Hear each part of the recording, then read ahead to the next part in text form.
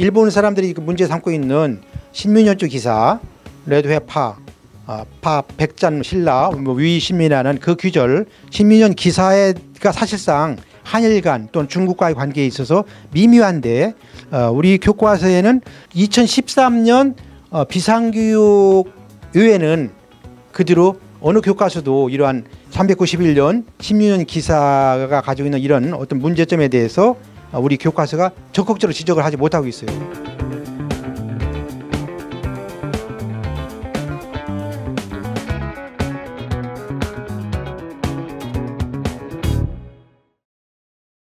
네, 안녕하십니까. 이찬구입니다. 오늘 시간에는 한국사 교과서에 나타난 광개토 태왕에 대한 서술, 그것이 어떤 문제점이 있는가 말씀을 드리겠습니다. 제가 조사한 자료로는 현행 7개 교과서를 중심으로 조사를 해봤습니다. 지금 고등학생들이 보고 있는 교과서는 두 가지가 있습니다. 그러니까 2013년도에 검정본으로 나와 있는 책이 재판으로 나와 있는 것, 그 다음에 2019년도에 새로 통과한 2019년본 검정본 이렇게 있습니다. 그래서 2013년 판본이 나와 있고 또 2019년 새로운 판본이 이렇게 나와 있어도 두 가지 판본이 같이 지금 사용되고 있습니다. 네, 우선 광개토 태왕의 업적 부분입니다. 그래서 2019년도에 서술한 내용과 2013년도에 서술한 내용을 비교해서 우선 어떤 변화가 있는가를 한번 알아보겠습니다. 비상교육의 경우에 2013년도 내용은 제가 여기서 중점을 두려는 것은 요동지방을 어떻게 서술하고 있는가, 이것을 중점을 두었습니다. 요동지방을 포함한 2013년도입니다. 요동지방을 포함한 만주, 남부 이렇게 했고요. 그 다음에 2019년도에는 랴오뚱이라고 했는데 아무튼 이 일대를 포함을 했는데, 다만 2013년 판에 비해서 숙신과 동부요, 두만과 하류 이 지역을 누락을 시키고 있습니다. 생략했습니다. 다만 2019년 판에는 신라와의 관계를 서술한 것이 좀 돋보입니다. 2013년 천재교육과 2019년 천재교육 교과서를 보면 2013년에 비해서 2019년 천재교육은 역시 후연을 격퇴한 그 사실을 지금 누락하고 있죠. 예를 들면 선비족이 세운 후연을 격퇴하여 요동지역을 확보하였고, 이렇게 2013년 판에는 좀 그래도 자세히 됐는데 2019년 판에는 그런 사실조차도 지금 서술되어 있지 않습니다. 다만 이제 그 광개토 태왕 비문에 나와 있는 5만 군사를 보내서 신라를 침입한 왜를 물리쳤다는 요 비문은 그대로 인용이 됐습니다. 이 후연을 공격한 게 이제 정민연조 407년조의 내용인데, 아무튼 2019년에 들어와서 뭐 후연 또는 뭐 요동 이런 말들이 부분적으로 지금 서술이 좀 약해지고 있는 것을 느낄 수가 있습니다. 2000 동아출판사의 경우는 뭐 요동이란 말이 아예 삭제가 됐습니다. 그나마 이제 2014년 판에는 그나마 요동 지역과 만주는 공통적으로 서술이 됐는데, 저기서 손에 대면 안 되네. 2019년 동아에 와서는 요동이라는 말이 이제 완전히 삭제되고, 다만 고구려와 신라, 가야와 외의 양자 구도로 이 광개토 태왕의 업적을 좀 서술하고 있는 것이 특징이라고 할 수가 있겠습니다. 요 시마스하고 헤넴 에드라는 새로운 출판사가 2019년도 교과서에 새로 신규로 통과한 교과서인데요.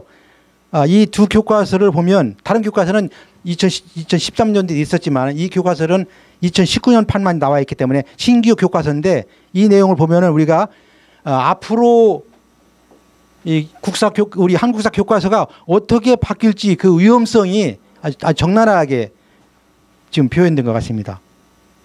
요동 지역은 뭐 아예 삭제되어 있고요. 다만 이제 지금 소위 말해서 반도사관 중심으로 한반도 문제만 거론하고 있고, 광개토 태왕의 업적도 완전히 새로운 교과서에는 요동이 완전히 삭제되고 있습니다.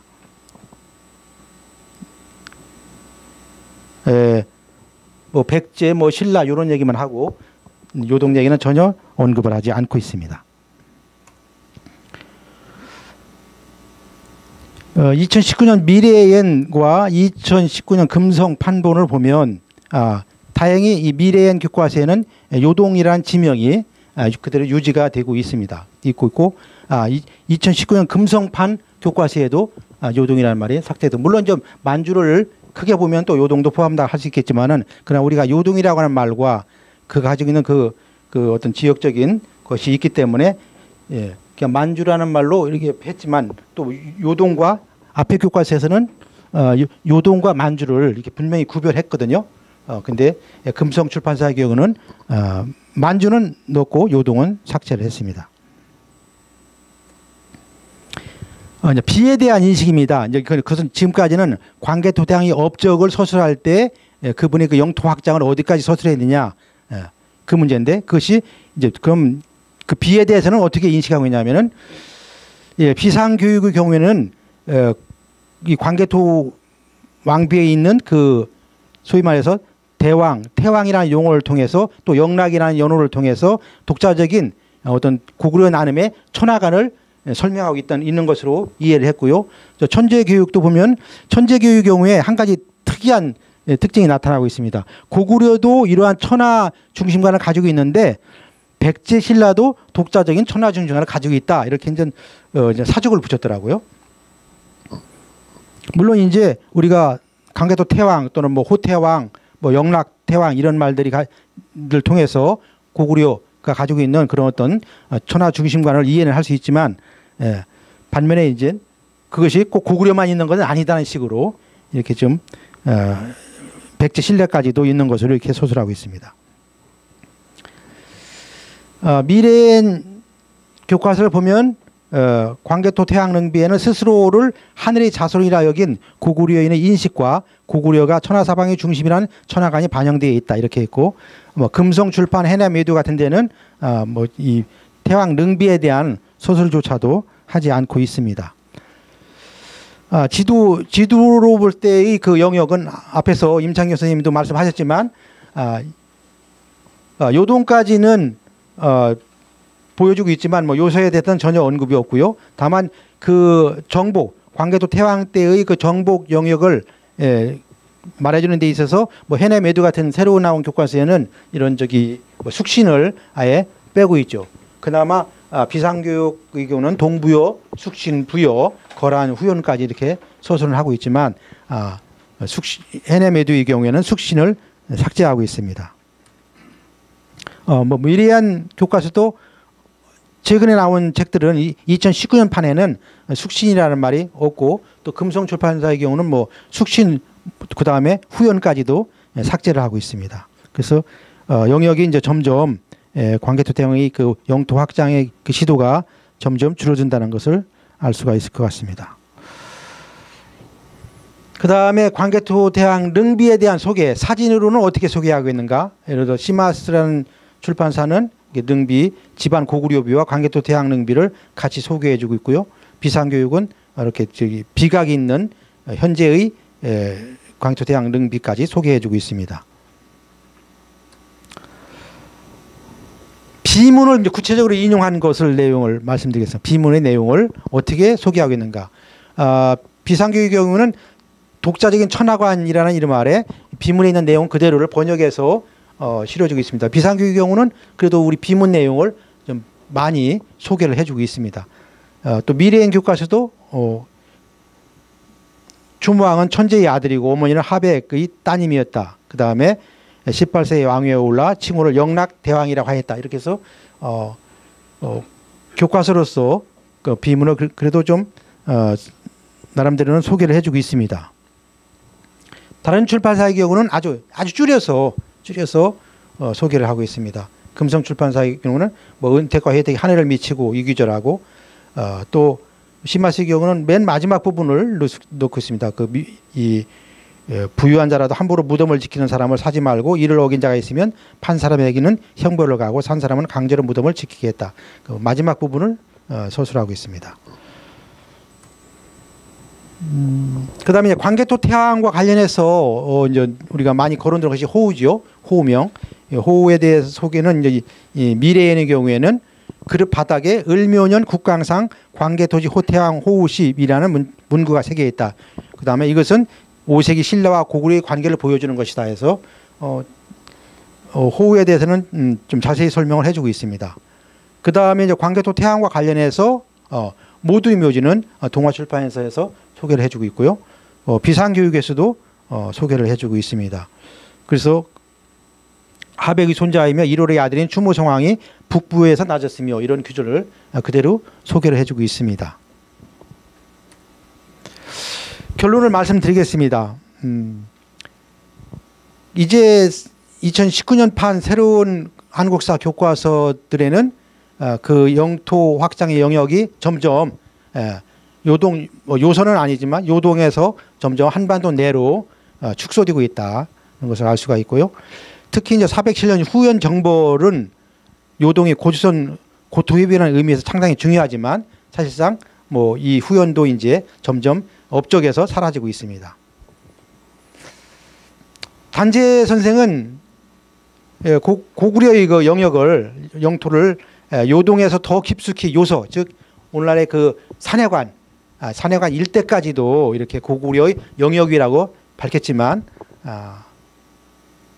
요서까지는 지금 교과서에서 인정을 하고 있지 않습니다. 또 윤내한 교수도 초기 고구려는 요동에서 일어나 요서를 수복하고 나나 유역에서 평양성을 재건했다 이렇게 좀 나나 유역까지 이렇게 고구려의 영토로 설명을 하고 있습니다.